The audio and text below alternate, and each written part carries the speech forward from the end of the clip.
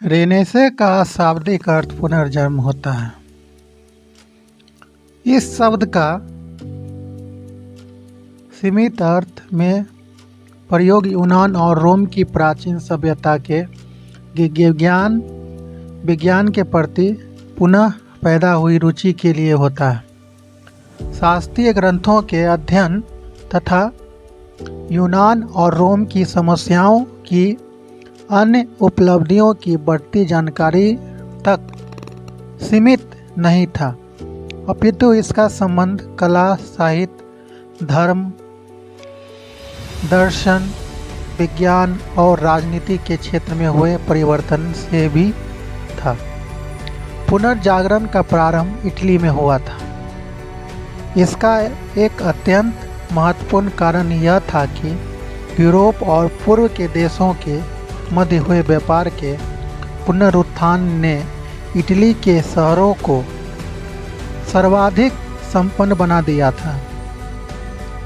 यह संपूर्ण व्यापार लगभग पुनः इटली के शहरों के नियंत्रण में था।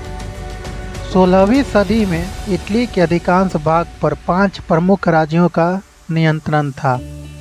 ये 5 राज्य थे मिलान, वेनिस, फ्लोरेंस, नेपल्स और चर्च।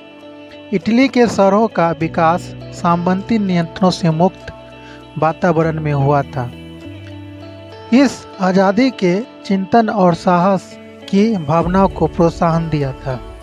इटली के इन राज्यों के शासक ज्ञान, विज्ञान और कला के संरक्षक थे।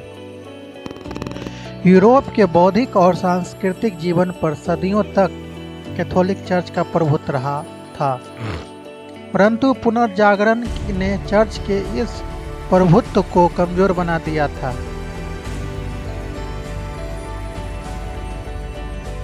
अब फ्रेंड्स जानेंगे मानवतावाद।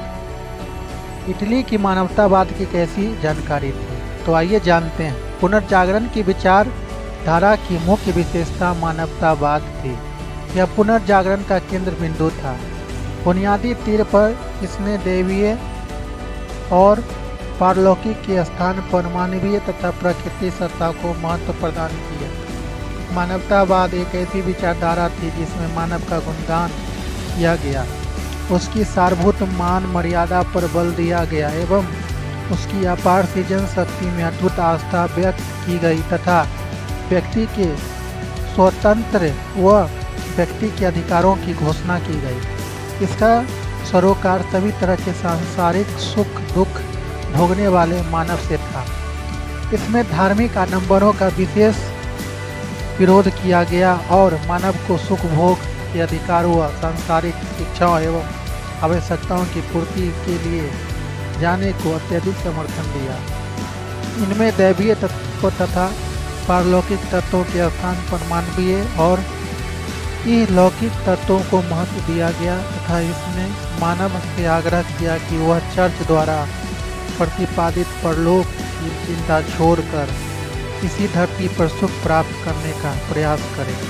15वीं सदी के इतालवी मानवतावादी पिलो डेल्ला ब्रांडोला ने अपनी लेखन में पुनर्जागरण के इस विश्वास को व्यक्त किया कि मानव एक महान चमत्कार है।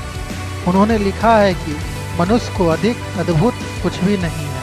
पुनर्जागरण काल के व्यक्ति ज्ञान के भूखे थे। उन्होंने अनुभव किया कि मनुष्य का जीवन महत्वपूर्ण है। साहित्य और इतिहास को अब मानविकी कहा जाने लगा। इनका उद्देश्य मुख्य रूप से मानव के इस संसार के क्रियाकलापों को समझना था, न कि मृत्यु के उपरांत के जीवन को। पुनर्जागरण काल के कलाकारों ने अपने विषय में बाइबिल के लिए परंतु मानव का चित्रण पार्थिव सौंदर्य एवं ओज के साथ किया था।